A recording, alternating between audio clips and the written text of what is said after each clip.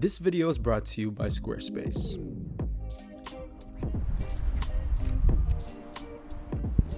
Ooh, it's nice out today. All right, guys, so we made it back over into the city today. I wanted to shoot a little bit of street photography, just take you guys along for the journey so you guys can kind of see the process behind taking some of these photographs. But the main focus for today, folks, is to shoot this baby right here. This is Kodak Color Plus. It's a film stock I'm not too familiar with. And honestly, I've only shot this film maybe a couple of times in my entire film career, if you want to say that. I will say though, this is one of the cheaper film stocks from Kodak. This is kind of like that entry-level film. But the question that I want to answer today is this film stock actually good? Because they sell this stuff in, you know, camera stores for $3 to $4 a roll. And if it's actually pretty good, why not just shoot, you know, a lot of it because it's on the cheaper end? So we're gonna load this up into the Leica today. I have the 35mm Summicron, as you guys can see, with the Leica M2, of course. And we're just gonna walk around the city and make some photographs, man. So let's go ahead and get started, and let's load this baby up. Kodak Color Plus with the Leica M2.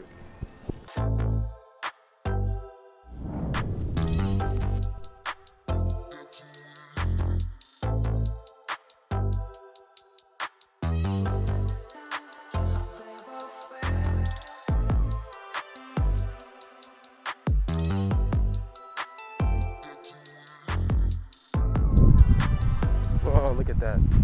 It looks like the old, oh, it says Kodak Color. So is Kodak Color the same thing as Color Plus? I don't know.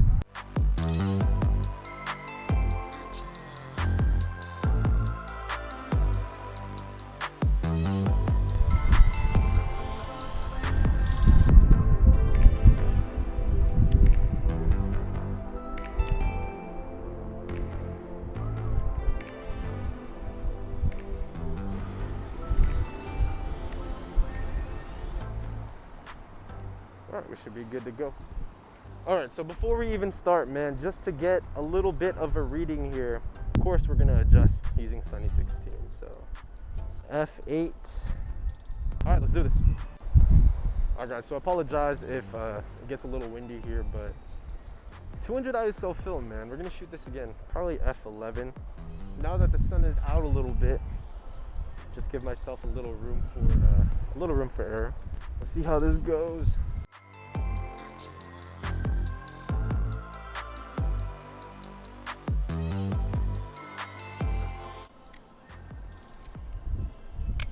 See how that went.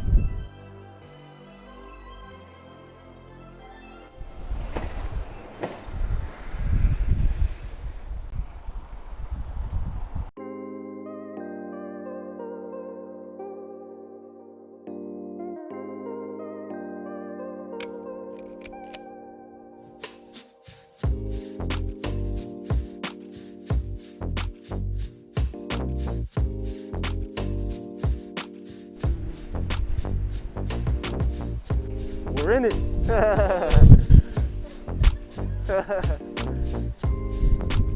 It's always fun shooting a video here. A couple of weeks ago, I came to the city to shoot a little bit of street photography with the Ricoh GR2. And what ended up happening was I took a photograph, and this was probably one of the only times this has happened. I took a photograph of like this building and somebody walking across the street.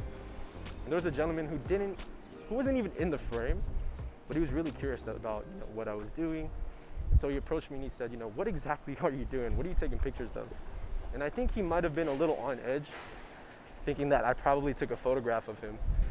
And I told the dude, I'm like, so I'm doing a little bit of street photography today. I have a GoPro strapped on top, like completely transparent. And the gentleman was just like, I don't want you taking pictures of me. Don't do this, don't do that. And I'm like, cool. I showed him what I was taking pictures of. There were no photographs of him inside of my camera. So there was nothing really to worry about. But obviously some people are just gonna be cool with it, some aren't. But the main factor is you wanna be 100% transparent. I know it might be a little bit difficult if you're shooting film where you're not gonna be able to show them the images that you see afterwards, but you know, you definitely don't want to just expose the roll and leave it all out. So it's really good to be 100% transparent with what you're doing. afterwards, he kind of understood what I was talking about or what I was doing. I kind of just went along with his day.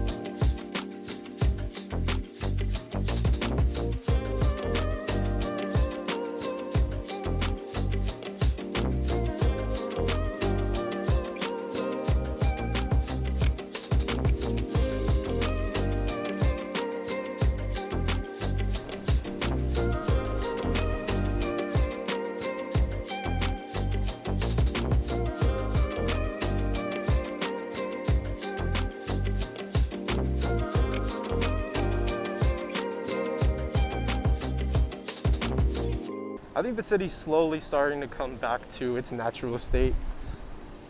Businessmen in suits, not just yet, but you know, definitely more people than usual out on the streets. All right, let's see how this film handles this scene right here.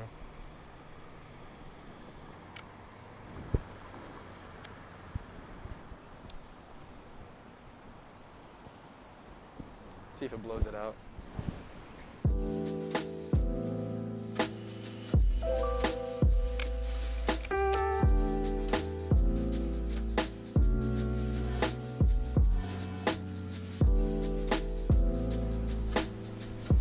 Just keep on going. I want to look for something with color.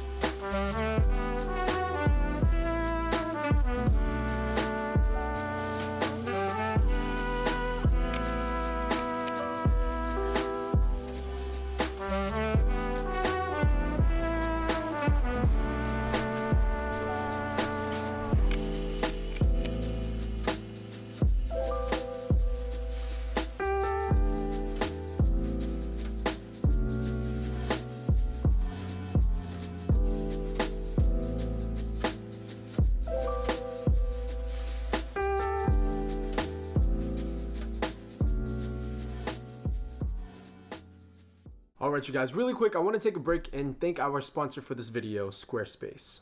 Squarespace is your all-in-one platform to build a beautiful online website, portfolio, or online store. For any photographer looking to sell their work through photography prints, or even offload camera gear, Squarespace has you covered with all the tools you need to get started with e-commerce. There are tons of unique templates to get your store up and running, and you can easily post your product photos, manage inventory, and have a simple and secure checkout process for your customers. Head over to squarespace.com/kingjapes or enter promo code at checkout kingjapes for 10% off of your first purchase of a domain or website. As always, I will leave a link in the description below, and I want to say thank you to Squarespace for sponsoring today's video.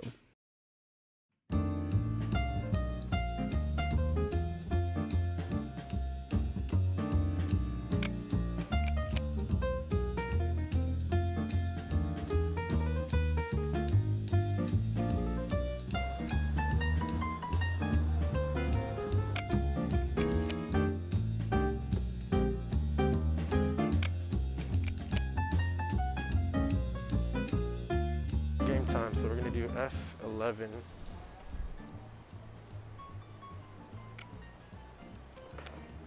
I think we got it, folks. I don't know if I'm satisfied with that composition, being that it was super quick. Didn't really even think too much of exposure either. Got a nice subframe going on. The idea to utilize it as a leading line. It's not polished, but we tried.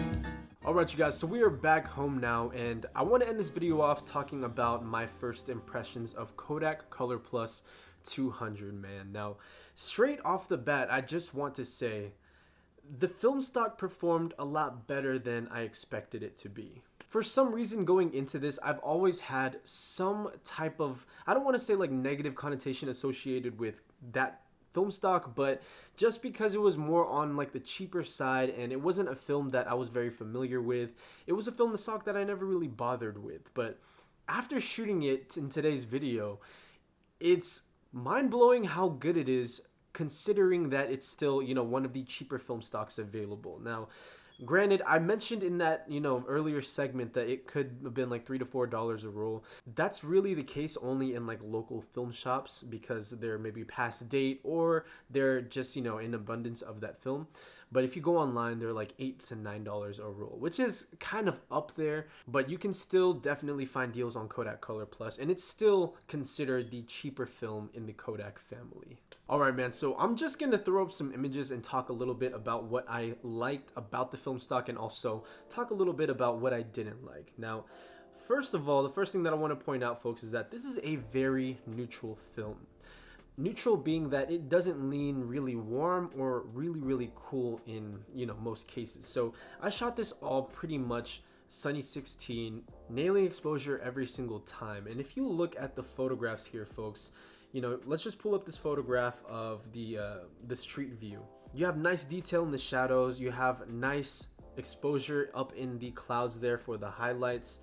And overall, you know, when it's properly exposed, it doesn't look muddy at all. Some film stocks, even though you expose it properly, it won't be able to retain much shadow detail. But with this one here, it surprisingly held up shadows really well.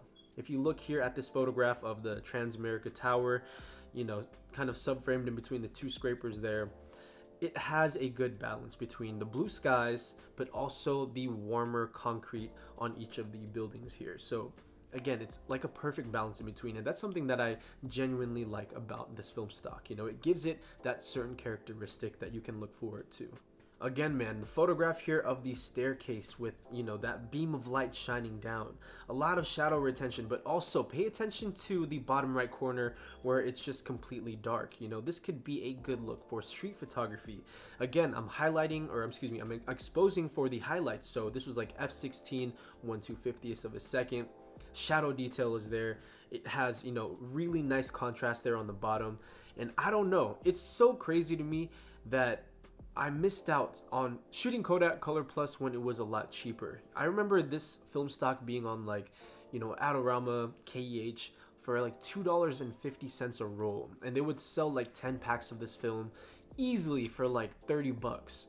Where now you can find this film like $6, $7, $9, I think is what I said earlier. So find good deals on this film, man. I don't think it's gonna disappoint. Also, I want to point out how this film performs with portraits. So afterwards, I still had a couple of shots in my camera, and so I took a portrait here of Mackenzie, and you know, she's smiling all up in here, but this is like an indoor scene with just literally like a regular lamp light, I guess is what you would say. The light was definitely of a warmer shade, and as you guys can see, the skin tones are really good. You know, it's not super warm like I expected it to be.